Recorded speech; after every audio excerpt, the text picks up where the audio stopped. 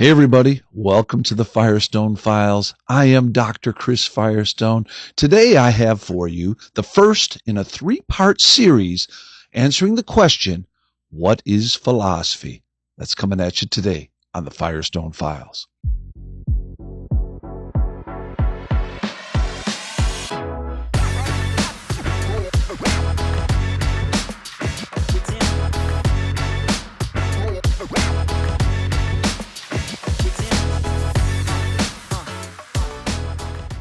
All right, everybody, welcome back to the files. Super delighted here to be able to address this question, what is philosophy? I've been doing philosophy here on the files for, I don't know, multiple months now, off and on with other topics, of course, but philosophy is kind of what I do and what I enjoy doing. And so being able to address the question, what is philosophy, is near and dear to my heart, and I think it's going to help us go forward together.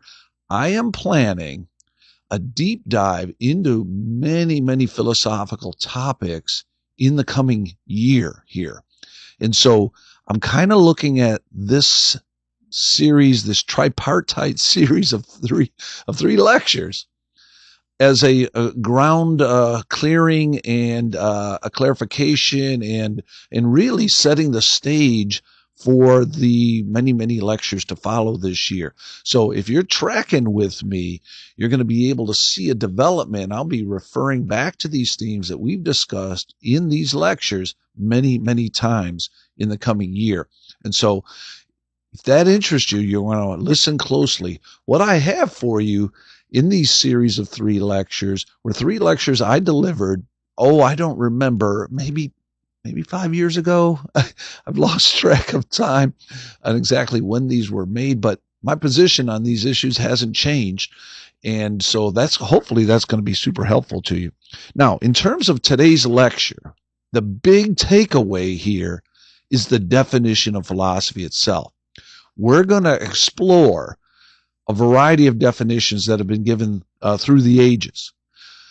And that creates a kind of cognitive dissonance. But in that cognitive dissonance, I am going to share with you a definition of philosophy that's so simple, so clear. Once you hear it, no other definition of philosophy will ever resonate with truth with you. I mean, that's a little bit of an overstatement. All the definitions I'm going to share here and issues that we discuss here will resonate in some way. But this one is so good, so clear, that once you hear it, you really can't fail to remember it. It's that good. And so from that starting point, the next lectures will carry on and sort of develop that definition of philosophy. And I think it's very illustrative. It's going to be very helpful to you as we continue this trajectory of raising some big questions and answering them philosophically along the way. So without further ado, let's go ahead and roll the first lecture answering the question, what is philosophy? Hi, I'm Dr. Chris L. Firestone, Professor of Philosophy, and this is the first of three lectures answering the question, what is philosophy? I'm excited to jump into this topic because it is an entry-level topic, yet philosophy is really important. We're seeing that in contemporary culture today as various philosophies vie for the public spaces and an intellectual marketplace of ideas, you might say. And so philosophy, although under siege in the last 100 years in some ways, has become even more important in the 21st century. Well, when I raise the question, what is philosophy, or I ask a student, what do you think of when you encounter somebody, maybe another student who says they're a philosophy major, I get all sorts of answers to that question. Some of the first ones I get are the etymology, right? Phileo, meaning love or brotherly love, and Sophia, of course, meaning wisdom, and philosophy is the love of wisdom.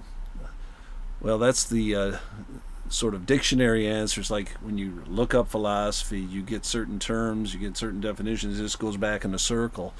And doesn't really get us all that far. Yes, philosophy is the love of wisdom, and we would really have to do a study of the term wisdom to take us any further with that question or that definition. More commonly, a student will say, a philosopher is a deep thinker.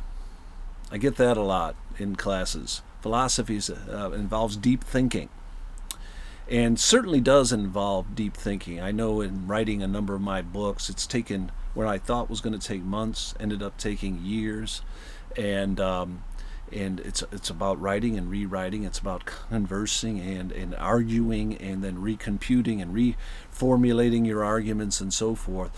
It involves a lot of deep thinking, no doubt about that. But deep thinking, of course, is not unique to philosophy. Anybody who has made a difference in any field is a deep thinker. Scientists, let's say Albert Einstein, or pastor theologians like Martin Luther King, they're deep thinkers. They need to be deep thinkers in order to make a difference in their respective fields. So deep thinking itself is not unique to philosophy, even though it is certainly a characteristic of philosophers, generally speaking. Another answer I oftentimes will get is, it's the field of many questions. Philosophers just ask questions. You can't really even say anything without them hair splitting and asking more questions. And of course, there's a degree of truth to this as well. Philosophy is about asking questions, not standing pat with the answers that we've been given. Some basic assumptions we make about the world can always be questioned. I remember reading Bertrand Russell's book on the problems of philosophy, and he talked about observing a table. And you might observe the table if you're not being philosophical and say, well, it's about 3 feet tall, it's rectangular, made out of wood, and maybe it's gray in color. And then Bertrand Russell does an analysis of those, and he says, well, there's really not an angle that he can come up with where the table's actually rectangular. And it certainly is not gray, it's multicolored, depending on lighting conditions and so forth. And he asks all sorts of questions that trouble us because it makes our common sense approach to the world seem problematic. So philosophy is about asking many questions. But again, that's not unique to philosophy. I think people are being philosophical in other fields when they're asking questions. They're not accepting the status quo answers and so forth. But it's not necessarily unique or definitive of philosophy as such. The other, I think, assumption that I oftentimes will hear from students is that philosophy is the field with no definite answers. Like, you ask a different philosopher, you get a different answer. There's no definite answers. It's like, I think Stephen Fry, the actor, once said, it's like trying to grab a wet salmon. As soon as you think you got it, it squirts away, and there's nowhere you can go, where you can land on an answer we can all agree upon. And I would suggest to you that that's simply false. Anybody who has done philosophy for some time realizes the problem is really quite the opposite. The problem is not that there are no definite answers. The problem is that there's too many definite answers. There are too many perspectives from which to view something. And when we get a unified set of answers to some question, that breaks off into another field of inquiry, and it's no longer under the purview of philosophy. But the problem with philosophy, and anybody who's done philosophy knows this, is that you can see the question and look at the answers from many different perspectives, and oftentimes they're true. But the question is, are they meaningfully true? Do they give us perspective on which we can live our lives? Do they really answer important questions, or are they somewhat trivial questions, and so forth? So the problem, as I would put it, is that it's not that there are no definite answers. The problem is there are too many definite answers, and what we really aspire to do in philosophy is to consolidate them into some kind of optimal answer, some meaningful answer, something that can help us to live our lives better. Okay. Well, those are a few of the misnomers about philosophy or philosophers that I oftentimes hear. Where do we go to begin to formulate the actual contours of what philosophy is? Well, one of the things I always do in my classes is to look to the ancients. Sometimes you don't have to reinvent the wheel in order to make some headway on a question, and it's oftentimes better to read up first than it is to try to formulate something for yourself. So I'm going to take a brief look here with you at the three great Greek philosophers, sometimes called the Gang of Three: Socrates, his disciple Plato, and then his disciple Aristotle. Now, Socrates famously argues that philosophy is something like the intentional process to come to self-knowledge. It's well known that the oracle at Delphi had up above the doorway, "Know thyself," and Socrates was all about searching into himself and to other men, which is what he calls the philosopher's mission. So if you've read the Apology, Socrates defines the philosopher's mission as searching into myself and other men. You have probably also heard the definition of, not definition, but the statement, if you will, the unexamined life is not worth living. For Socrates, you can go through life doing the motions, right? Time can go by. I don't know if you've ever driven on the highway. Sometimes you go into a zone, and like an hour or 2 hours can pass, and you can have no cognitive remembrance, if you will, of the vast stretch of roadway that you've just driven through. If you've had that experience, you kind of have the experience that Socrates is kind of warning us about, that we could go through our whole lives without really knowing ourselves, without having that conversation with ourselves to figure out who we are and what our purpose is in the world. And Socrates thinks that if you go through life that way, well, what's the point? Well, his disciple, Plato, now, if you know anything about Socrates and Plato, you know it's a little bit difficult to determine where Socrates ends and Plato begins, and the reason is Socrates has no existing writings. The only thing we know about Socrates really is what Plato tells us about Socrates, and of course Plato's own philosophy comes through the mouthpiece of Socrates. But scholars think that they can determine somewhat, at least, probably do a whole PhD on this, where Socrates ends and Plato begins. But clearly Plato is what you'd call an idealist, and that is philosophy's primary role is to discover ultimate reality or absolute truth.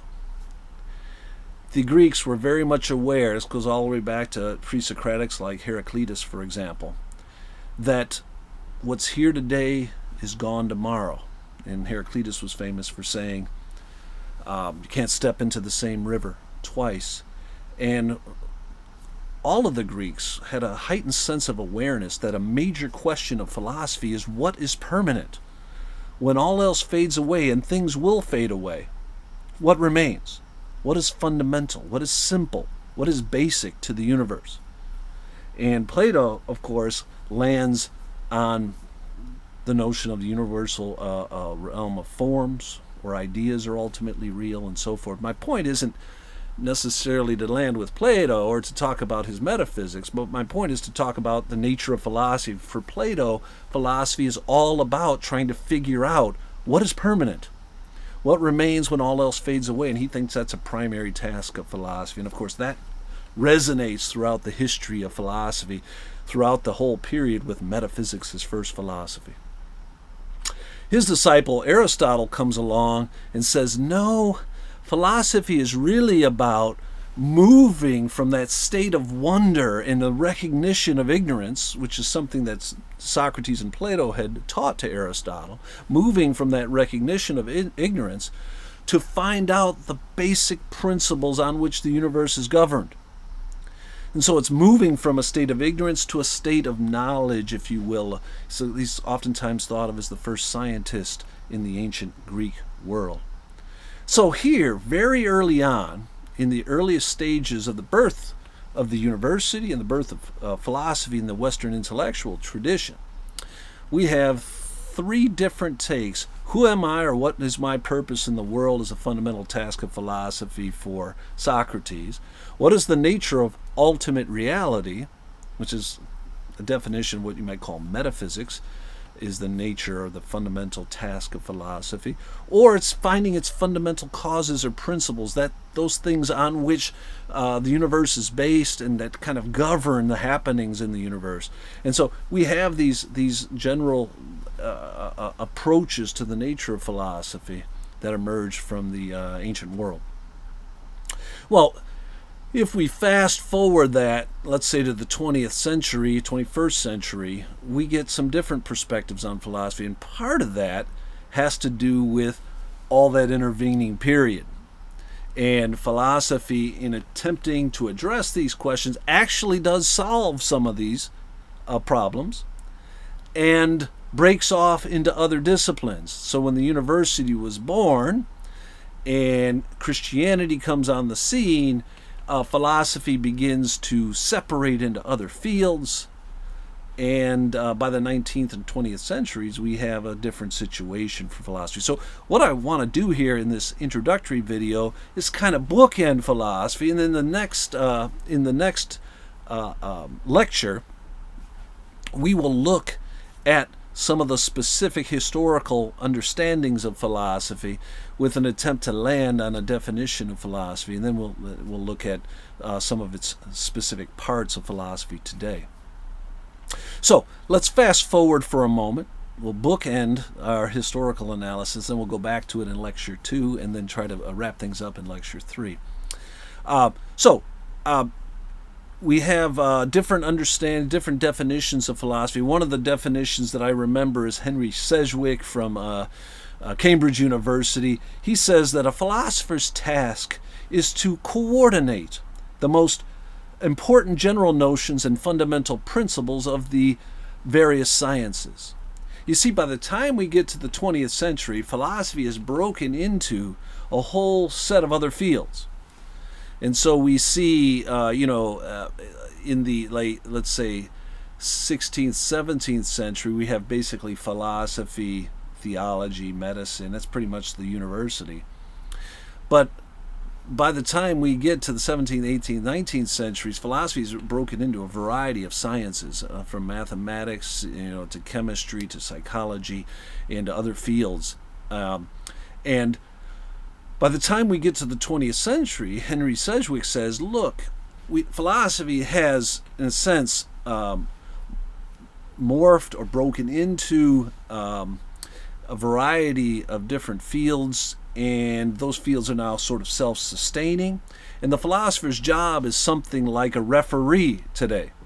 That is, they want to make sure that all the various disciplines are playing fair in the sandbox, as it were.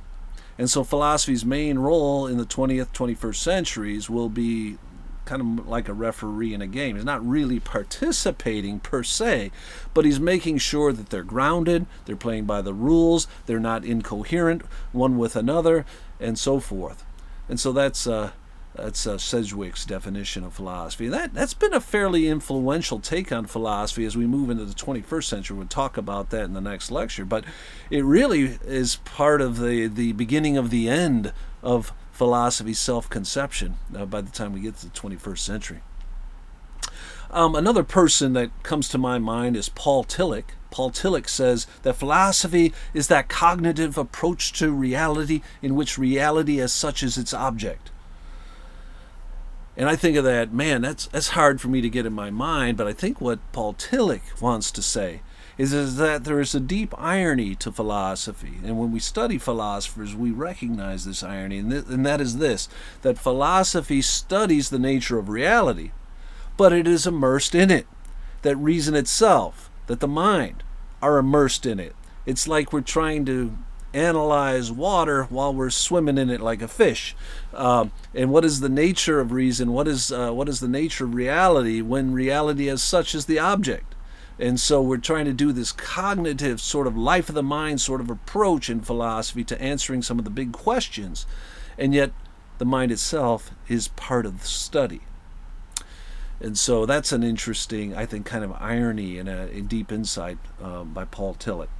John Passmore, philosopher in the 20th century, says philosophy distinguishes itself among critical discussions in that it is a critical discussion of critical discussion. And I think to myself, hold on, a critical discussion of critical discussion. If you've ever been in a board meeting, let's say you're in a board meeting and you're trying to figure out what the ethics of the company are going to be all about. And somebody says, well, we're going to be about the customer. We're going to be about fairness. We're going to be about, being straight shooter with the customer and so forth. And then somebody says, oh, time out a second. How do we decide what the virtues of the company are going to be?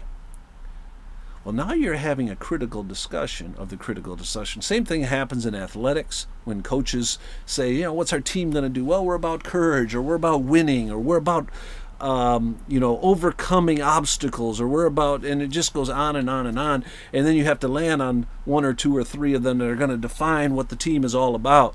Well, how do we make that determination? When you start asking those preliminary questions, says John Passmore, you are doing a critical discussion about the critical discussion, and you are doing philosophy. So philosophy is never going to go away, because there's always that primary or primordial discourse that goes into any important conversation that we have, whether it be in business or sports or anything else in between.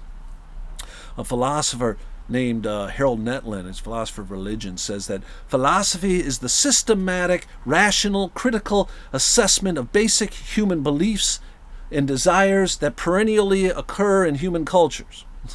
Something along those lines. And this definition is a great definition, but it captures so much. One wonders whether or not it actually gives us anything concrete. Philosophy is the systematic, rational, critical assessment of basic human beliefs and responses to ultimate questions which perennially occur in human cultures. Yes, is all I have to say to that. And yet, does that give us something that we can really understand philosophy and its nature with? Well, I'm going to make the argument in these brief lectures that philosophy is really rather simple. That philosophy, at its core, is the perspective of the self based on reason and freedom. Let me say that again. Philosophy is the perspective of the self based upon reason and freedom. Now, when we get to the next lecture, I'm going to try to make a case for that definition of philosophy. But the bottom line is, anytime you are thinking through an issue for yourself, and giving your perspective on that issue with reasons for it, and defending the position that you are holding, without appealing to other authorities, you are, in fact, being philosophical, or you're doing philosophy, and everybody has to do that. All right, well, that's my brief introductory lecture to this topic. When we turn to the next lecture, we'll look at some historical manifestations of philosophy and see if we can give evidence for the definition I've just given. Bye for now. Thanks for stopping by to spend some time with me here on the Firestone Files. I hope today's reflections offered you some new insights and perspective on life. If you enjoyed the episode or found it valuable, I'd appreciate it if you'd take a moment to like, subscribe, and share it with someone you care about. I'd also love to hear your thoughts. What resonated with you? What challenged you? Or what would you like to hear more about in future episodes? Drop a comment below or send in your suggestions to the email in the description. Your input helps shape where we go next. This has been Dr. Chris Firestone. Until next time, keep asking the big questions. And remember, the kingdom journey is always best with your friends. Further up and further in. Bye for now.